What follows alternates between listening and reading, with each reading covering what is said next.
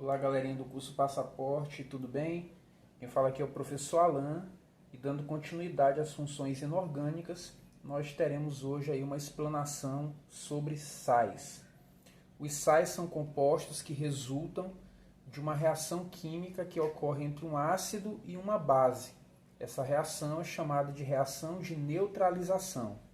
Nessa reação de neutralização ocorre uma dupla troca, ou seja, tanto o ácido como a base, eles apresentam uma parte positiva e uma parte negativa.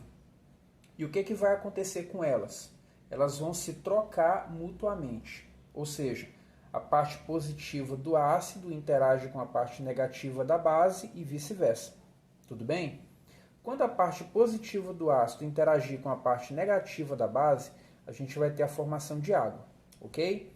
E quando a parte positiva da base interagir com a parte negativa do ácido, aí nós teremos a formação do sal. Tudo bem? Então o sal é um composto iônico, cuja parte positiva provém da base e a parte negativa provém do ácido. Ok?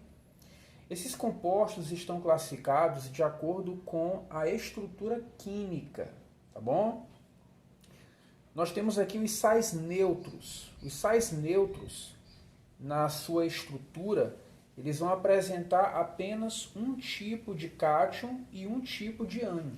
Isso significa que eles provêm de reações de neutralização total que ocorrem entre um tipo de ácido e um tipo de base. Tranquilo?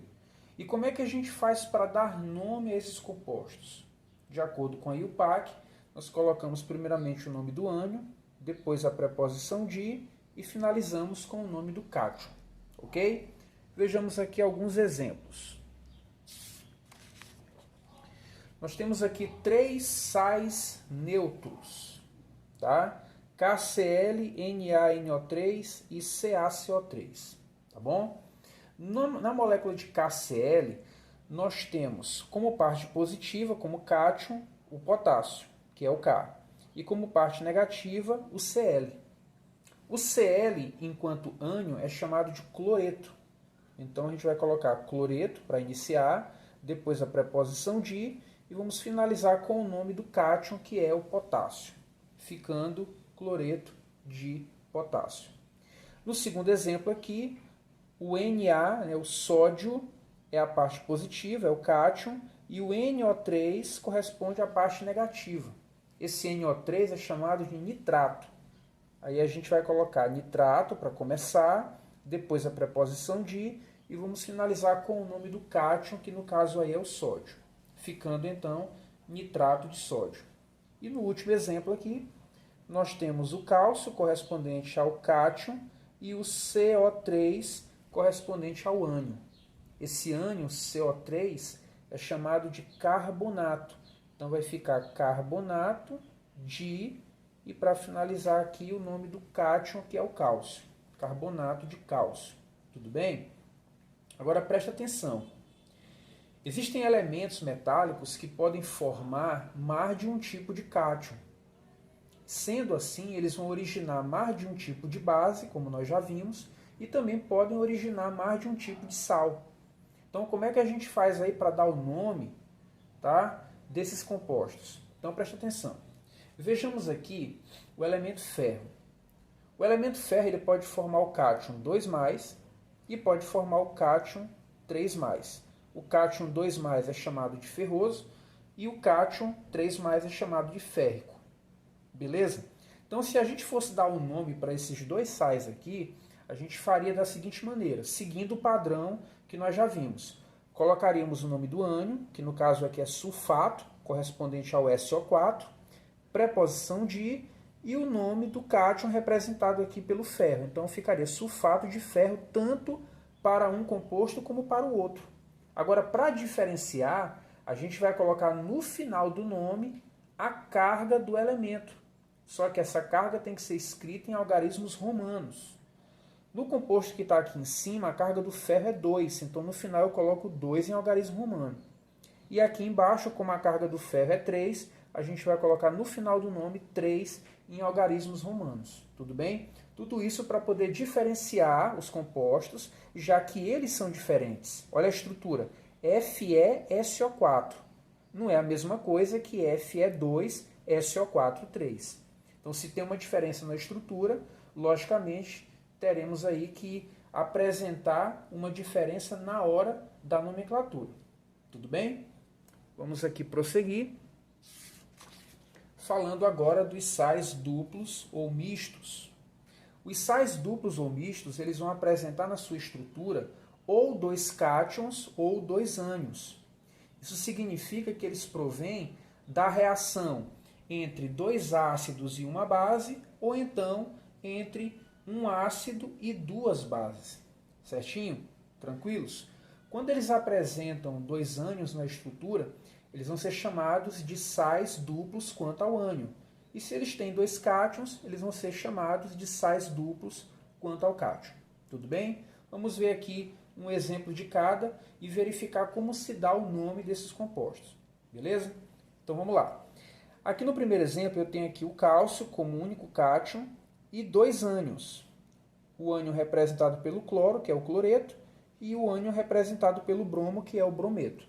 Então como é que eu faço para dar o nome desses compostos? Eu primeiro vou colocar o nome do ânion correspondente ao elemento mais eletronegativo, depois um tracinho, seguido do nome do ânion correspondente ao elemento menos eletronegativo, preposição de, e fecho a nomenclatura com o nome do cátion. Tranquilo? Então como é que vai ficar? O ânion mais eletronegativo aqui é o cloreto, depois brometo, preposição de, e para finalizar o nome do cátion, que é o cálcio. Cloreto, brometo de cálcio. Certinho? E se o sal ele é duplo quanto ao ânion, como é que a gente vai proceder? Primeiro, se ele for duplo quanto ao cátion, como é que a gente vai proceder? Então aqui ele tem o cátion magnésio e o cátion potássio. Você pode observar aqui. Então como é que eu vou fazer? Eu vou colocar primeiramente o nome do ânion, que no caso aqui é o SO4, sulfato, preposição de, e vou finalizar com o nome dos cátions. Só que eu vou colocar primeiramente o cátion mais eletropositivo, depois o nome do cátion menos eletropositivo. Tá bom? Então, seguidamente aqui nós vamos colocar potássio, correspondente ao cátion mais eletropositivo, e vamos fechar com o magnésio, que corresponde ao cátion menos eletropositivo. Certinho, então? Tranquilos? Vamos agora finalizar falando sobre sais ácidos e sais básicos. Esses sais aqui, eles já resultam de reações químicas de neutralização parcial. O sal ácido, por exemplo, resulta de uma reação de neutralização parcial de um ácido. Por conta disso, nós vamos observar na sua estrutura hidrogênios. A presença de hidrogênios aqui na parte central desses sais vai nos mostrar que eles resultam de um processo de neutralização parcial de um ácido. Ok? Tranquilos até então?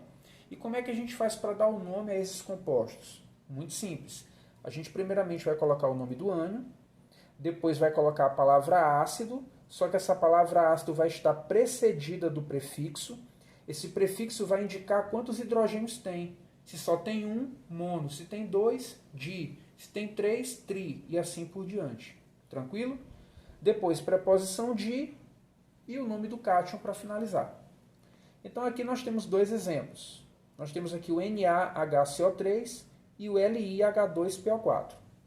No primeiro composto, o único cátion que nós temos aqui é o sódio, Na. Temos o hidrogênio aqui no centro e o ânion, que no caso aqui é o CO3. Esse ânion CO3 é chamado de carbonato. Então vai ficar carbonato, como só tem um hidrogênio monoácido, preposição de, e o nome do cátion, que é sódio. Carbonato, monoácido de sódio. No segundo exemplo, nós temos aqui como cátion o lítio, temos 2 hidrogênios ao centro, e o ânion aqui à direita, representado pelo PO4 ou fosfato. Então, como é que vai ficar? Fosfato, nome do ânion, diácido, porque tem 2 hidrogênios, preposição de e o nome do cátion, que é o lítio. Fosfato, diácido de lítio. Ok? E para finalizar essa aula sobre sais, vamos falar agora dos sais básicos. Os sais básicos eles já vão resultar de uma neutralização parcial de uma base, tá? Tranquilo?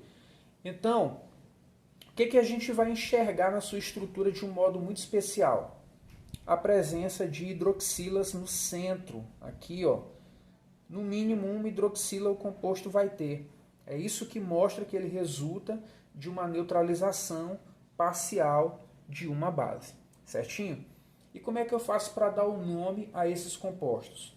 Primeiramente, o nome do ânion, depois a palavra básico, precedida do prefixo correspondente ao número de hidroxilas, mono, di, tri, tetra e assim por diante, preposição de e finalizar com o nome do cátion. Então aqui a gente tem 2 exemplos.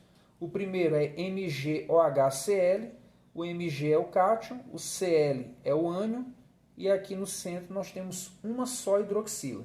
Então, como é que a gente vai organizar? O cloro aqui corresponde ao ânion cloreto.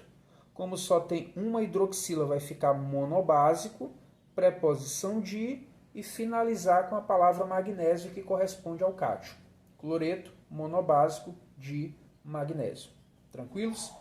E aqui, no segundo exemplo, nós temos aqui o alumínio representando o cátion, 2 hidroxilas ao centro, e o ânion representado pelo NO3. Tá? Então, como é que a gente vai fazer? Primeiro, colocar o nome do ânion, nitrato. Como tem 2 hidroxilas, de básico, preposição de, e finalizar com o nome do cátion, que no caso aí é representado pelo alumínio. Então, vai ficar nitrato de básico de alumínio. Tranquilos até então?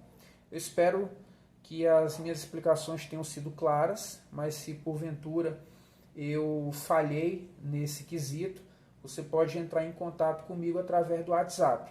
Tranquilos? Um abração, fiquem com Deus e até a nossa próxima aula.